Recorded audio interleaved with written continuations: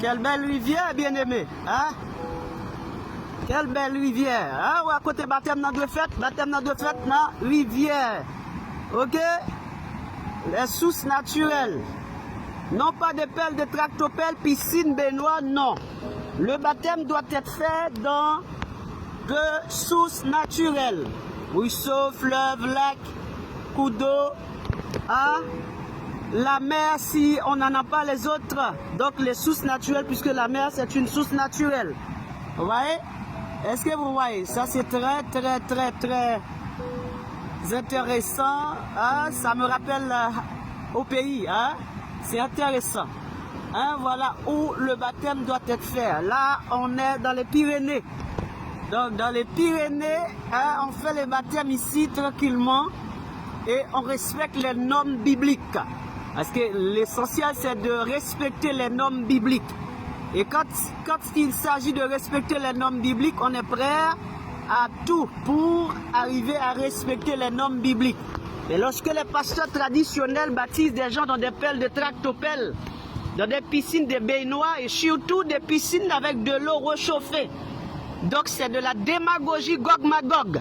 Et si vous êtes baptisé dans une piscine, dans une baignoire ou pelle de tractopelle, dans de l'eau réchauffée, vous n'êtes pas baptisé. Vous êtes baptisé au nom du Père, du Fils et du Saint-Esprit, vous n'êtes pas baptisé. Parce que vous ne connaissez pas le nom hein, dans lequel vous vous êtes baptisé. Parce qu'en réalité, vous ne pouvez pas être baptisé dans trois noms, ou trois noms communs, plus précisément. Donc, monsieur, je vous demande de corriger cette erreur de Gog-Magog et de faire les choses comme la Bible le demande. Donc, il y avait à Jérusalem la piscine de Bethesda, le réservoir de Siloé. Aucun disciple, aucun apôtre n'a été baptisé soit dans le réservoir de Siloé, soit dans la piscine de Bethesda.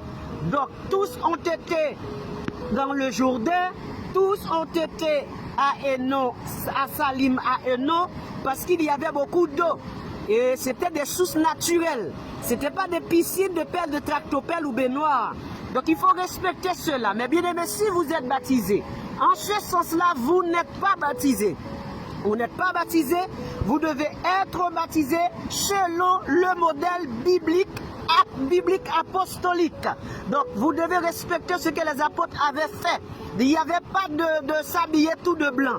Il n'y avait pas de marins, de parraines et de parrains pour être baptisés. Et il n'y a pas aussi qu'il faut être 3000 personnes pour pouvoir se faire baptiser, parce que s'il y a 2 personnes ou 3 personnes, il faut attendre qu'il y ait 20, 30, 40, 50 000 personnes pour que vous puissiez défiler comme si vous étiez en manifestation dans la ville de Paris ou peu importe au pays.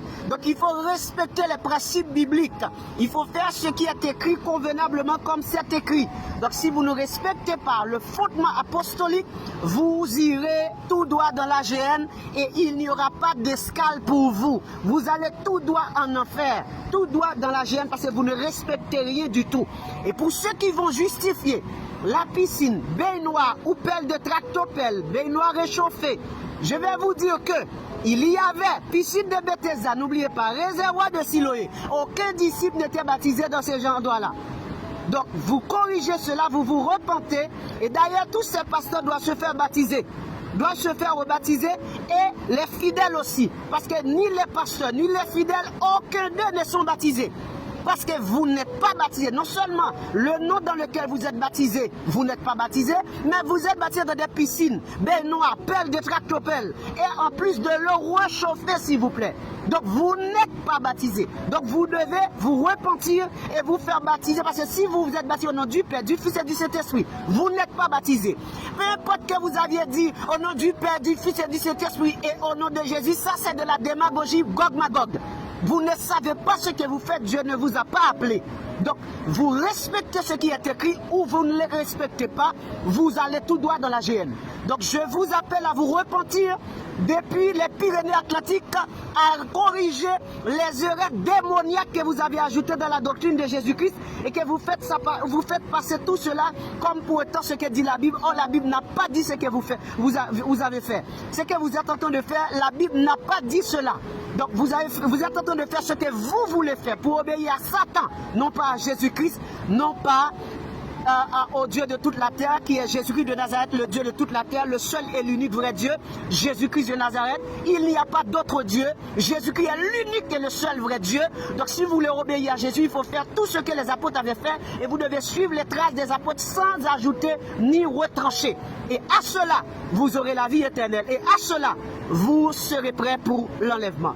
Je vous appelle, je vous en conjure de vous repentir au nom de Jésus-Christ, le seul vrai Dieu. Amen. Amen. Ce message est au pasteur traditionnel des églises traditionnelles et évangéliques, des réveils, adventistes, pentecôtistes et tous les islas, toutes les dénominations là. Donc ce message est pour vous depuis les Pyrénées Atlantiques. Bonne journée et bon courage à vous.